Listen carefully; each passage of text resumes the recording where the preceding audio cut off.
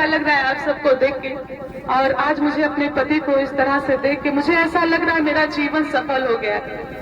और जितने यहाँ पे माताएं बहनें हैं, पिता तुल्य बुजुर्ग हैं, जितने नौजवान साथी हैं, सभी से मेरा एक ही अनुरोध है, रिक्वेस्ट है कि किसी भी हाल में कुछ भी करके जिताना है, जिताएंगे ना?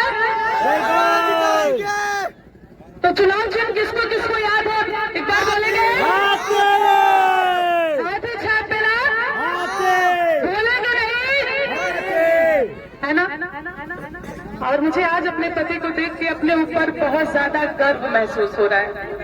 सर, सबसे ज्यादा फख्र आज महसूस हो रहा है कि मैं एक ऐसे इंसान की पत्नी हूँ जिनसे इतने सारे लोग इतना प्यार दुलार करते हैं। ठीक, इतना ज्यादा परेशानी में थे, बहुत परेशानियों का सामना किया है हम दोनों ने, है ना? आप सबके प्यार दुलार आशीर्वाद से ये यहाँ तक पहुँचे हैं मेरे पति श्री ओम प्रकाश दीवाना जी। और ये प्यार दुलार आप सबका उस दिन दिखना चाहिए जिस दिन सबसे ज्यादा आप लोगों के प्यार दुलार की जरूरत होगी। उस दिन किसी भी तरह से चूकना नहीं है। और मैं इतना वादा जरूर आपसे करूंगी और ये बताना चाहूंगी कि दुनिया में पति, सबके पति अच्छे होते हैं, कोई बुरा नहीं है ना, लेकिन मौत के मुंह से मुझे किसी तो वो मेरे पति है ना। मैंने अपने पति के अंदर एक माँ, बहन, भाई, जितने रिश्ते होते हैं उस बुरे वक्त में मैंने अपने पति से पाया है।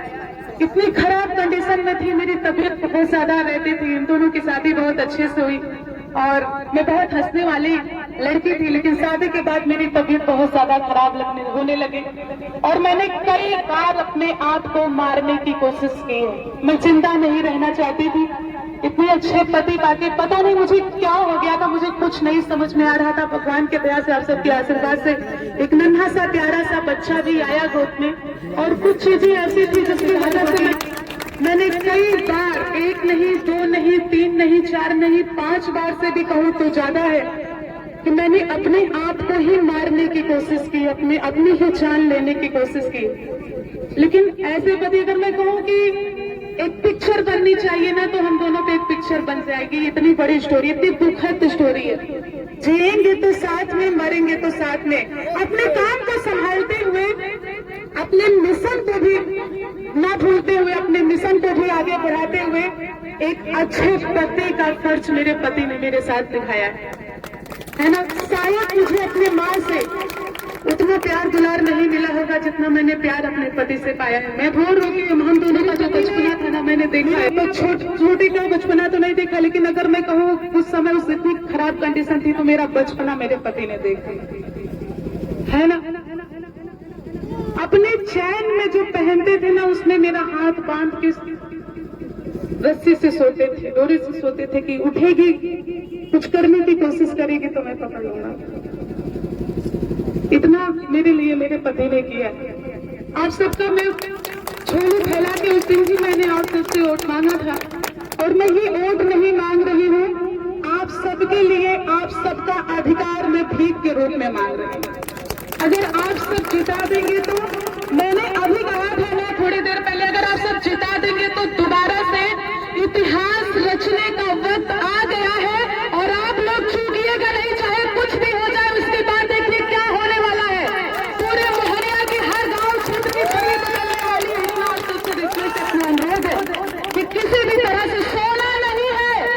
कोई कितना भी बहलाने फुसलाने का काम करे, आप लोग मत बहकिएगा, है ना।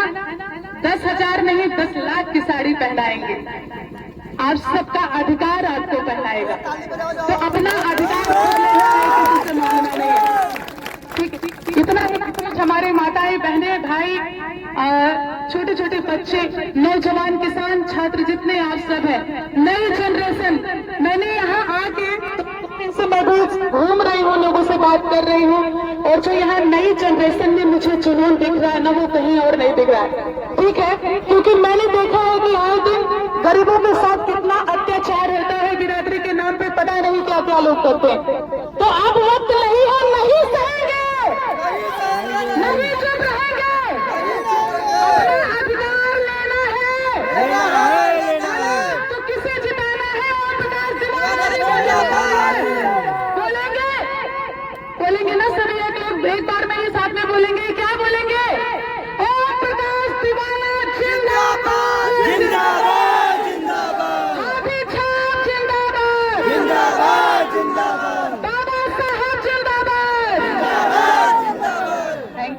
धन्यवाद। अब कुछ मैं रिक्वेस्ट करूंगी, कुछ भी कहेंगी, कैसा लग रहा है बस इतना बताएं। हम अपने बेटा के लिए आप लोग से भीख मांगता है। ताली होनी चाहिए। भोजपुरी में बोली, भोजपुरी में बोली, भोजपुरी में।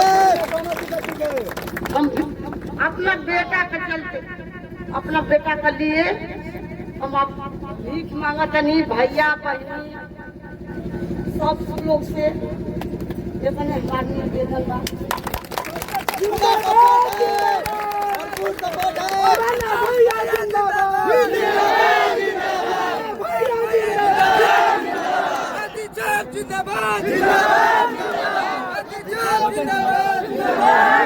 एक नारा हम अपने बच्चे से लगवाएंगे। 3 दिन से गली में घूम के अकेले नारा लगा रहा है, 3 दिन से। एक बार बोलो भी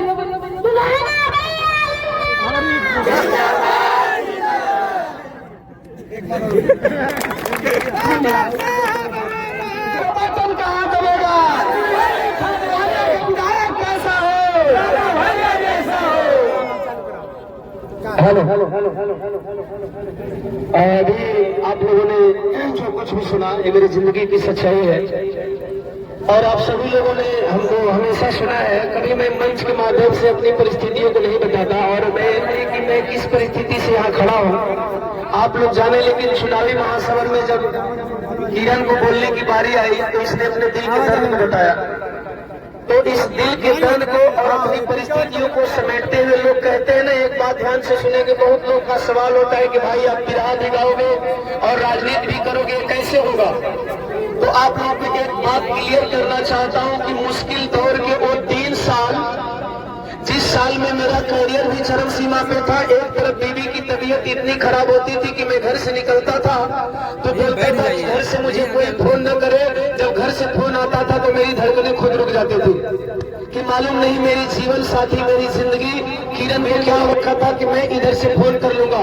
ये बात मैं क्यों कह रहा हूँ, कभी मैंने अपनी परिस्थिति को आप लोगों को नहीं बताया, कभी भी मैंने अपने दर्द को आप लोगों को नहीं बताया। आज मैं बता रहा हूँ कि जो लोग कहते हैं कि आप राजनीति भी कर लोगे, बिहार भी गालोगे, कैसे दोनों करोगे, तो मैं बता देना चाहता हूँ कि 3 साल तक एक तरफ करियर मेरा खतरे में था और एक तरफ मेरी बीवी की जिंदगी खतरे में थी। जिस तरह से मैंने 3 साल संघर्ष करके एक तरीके से अपनी बीवी को भी बचाया, दूसरे तरफ से अपने करियर को भी बचाया, ठीक उसी तरह से अपने मोहनिया विधानसभा के लोगों से मैं वादा करना चाहता हूँ कि मोहनिया विधानसभा भी देख लूंगा और अपना करियर भी देख लूंगा। मैं कभी वादा करना पसंद नहीं करता, लेकिन ये वादा करता हूँ कि मोहनिया विधानसभा का हर बच्चा मेरा बच्चा है, हर भाई मेरा भाई है, हर माँ हमारी माँ है, हर बाप हमारे पिता है, क्योंकि मैं मोहनिया का बेटा हूँ। जिस तरह से अपने बीवी का मैंने ख्याल रखा है, उस तरह से अपने गांव के, अपने मोहनिया विधानसभा के हर महिलाओं का ख्याल रखूंगा।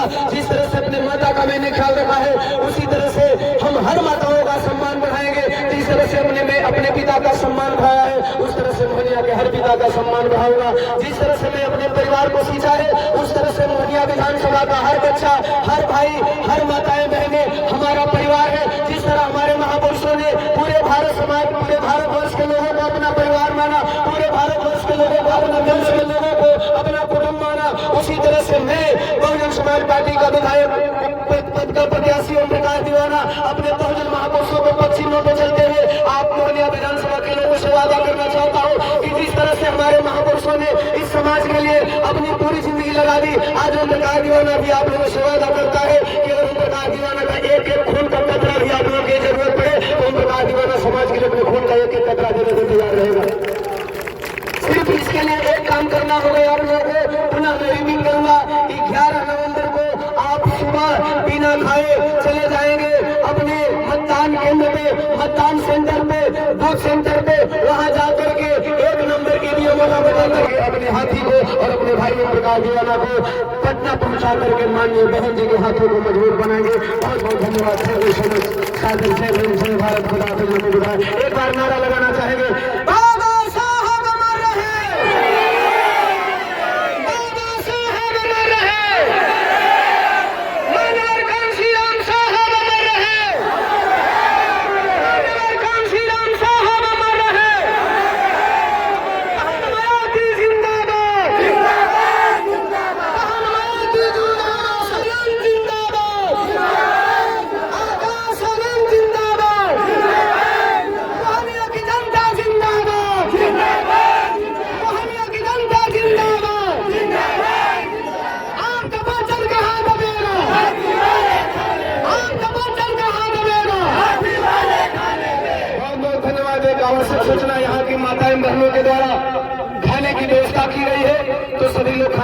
बाद अगला कार्यक्रम